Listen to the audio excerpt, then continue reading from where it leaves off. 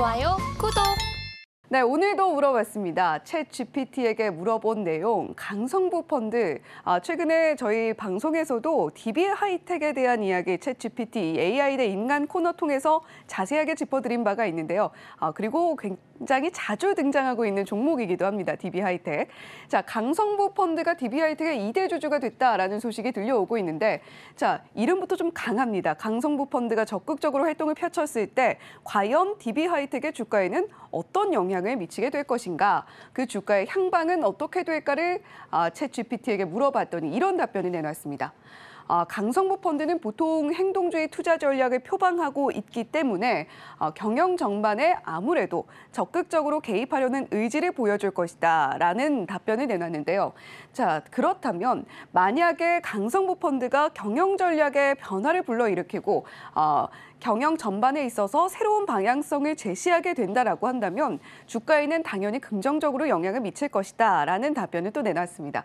자, 반면에 강성부 펀드가 경영 개입에 소극적으로 나서게 된다라고 한다면 주가에는 크게 변화가 없을 것이다라는 답변을 이렇게 양쪽 측면에서 내놨는데, 자, 강환우 앵커님, 챗 GPT가 결국에는 주가 향방을 또 예측을 하지는 못했습니다. 네, 이것도 아니고 저것도 아니고 네. 답을 이렇게 내놨네요. 그래서 제가 이제 강성부 펀드가 누굴까요? 그래서 그거부터 좀 설명을 해드리겠습니다.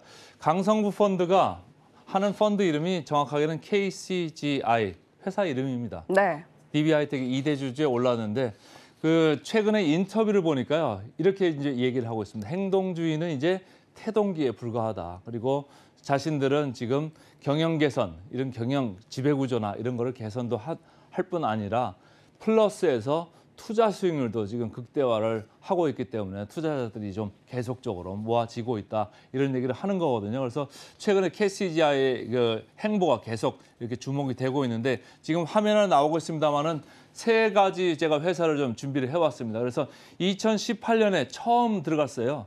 이때는 그냥 단순 지분 투자라고 했는데 네. 나중에 보시면은 계속 공시가 나옵니다. 그래서 4년 동안 끌고 갔던 이런 이제 투자였는데 결국은 해피하게 나왔습니다. 그래서 투자 수익률이 괜찮았고 금년 이제 1월 초에 오스템 임플란트까지도 강성부 펀드가 이제 이름이 올랐었어요. 근데 최근에 이제 다음 주 화요일까지죠. 공개 매수를 합니다. 그래서 이제 자진 상폐의 길을 이제 걷게 되는데 여기서도 조기에 엑싯을 하면서 강성부 펀드가 그 소기의 성과를 거뒀다 이렇게 이제 보시면 돼요. 그 소기의 성과라는 거는 기본적으로 내부 통제가 좀 문제가 많았었잖아요. 그리고 이제 대주주도 공개 매수하면서 이제 바뀌거든요. 그래서 거기서 조금 그 더 좋은 일이 발생했다 이렇게 생각을 하시면 되고 지금 이제 문제가 되는 건 이슈가 되는 거는 3월 29일 날 얘기한 DB 하이텍 이 회사입니다. 그래서 DB 하이텍에도 최근에 2대 주주로 지금 등극을 하면서 적극적으로 경영에 개입을 하겠다 이런 얘기를 천명한 그 상황이거든요. 그래서 저희가 이제 주목을 한 이슈고 그다음 이제 화면을 보시면은 차트들이 있습니다. 이게 지금 월봉입니다. 일봉 아니고요.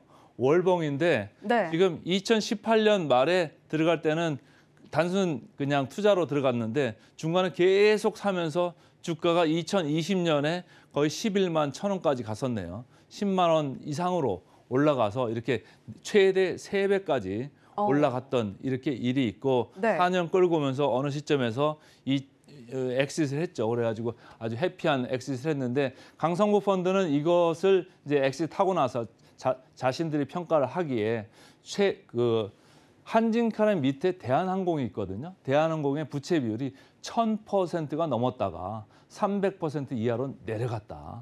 그리고 이 사회도 어느 정도 독립성을 가질 수 있었다. 자신들의 개입 때문에 말이죠. 그래서 그 소기의 성과를 얻었다 이렇게 자평을 했고 그다음 화면 보시면은 이제 오스템 임플란트입니다. 오스템 임플란트 1월 초에 강성부 펀드가 딱 개입하니까 주가가 어땠습니까?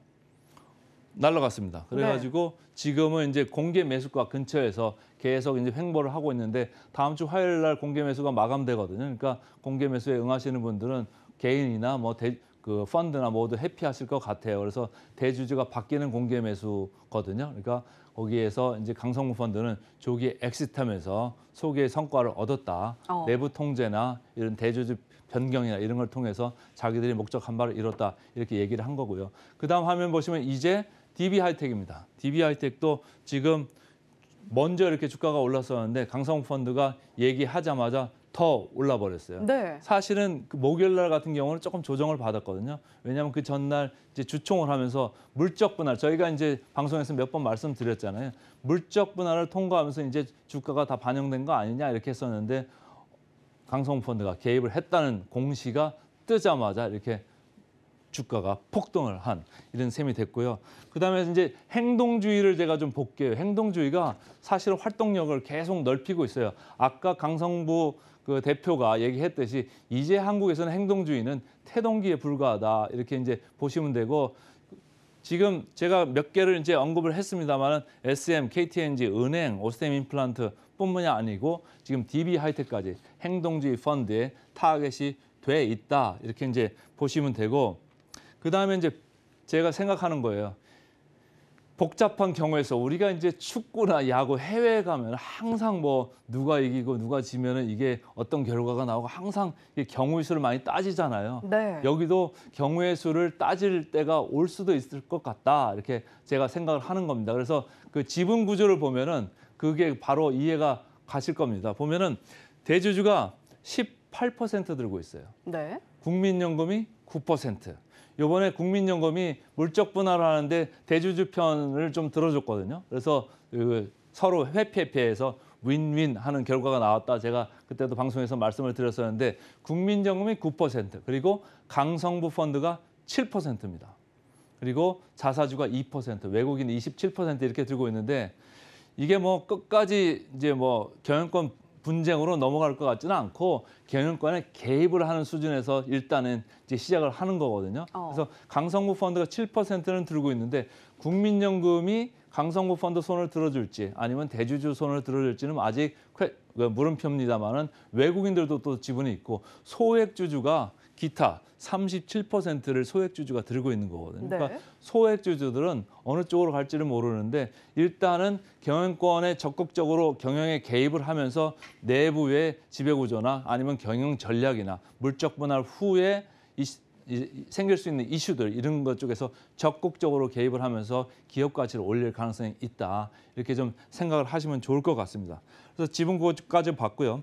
그다음에 국민연금이 어디를 선택하는지에 따라 가지고 주가 상승이 바뀌는 걸 우리가 봤거든요. 네. 그래서 물적 분할할 때 DB 하이텍, DB 패밀리스 대주주 편을 국민연금이 들어줬기 때문에 주가도 오른 바가 있거든요. 그래서 이번에는 또 다른 얘기니까 서로 윈윈하는 상부상조로 갈 건지 아니면 아주 경쟁을 하고 그 전쟁을 하는 이런 판으로 갈 건지는 아직 미지수입니다만은 현재까지는 주가에는 제가 볼 때는 괜찮을 수 있다 이렇게 이제 보시면 되고 그런데 이런 행동주의 펀드들이 항상 성공만 하는 게 아닙니다. 그 다음 장을 보시면은 한국 신문에 이렇게 났더라고요.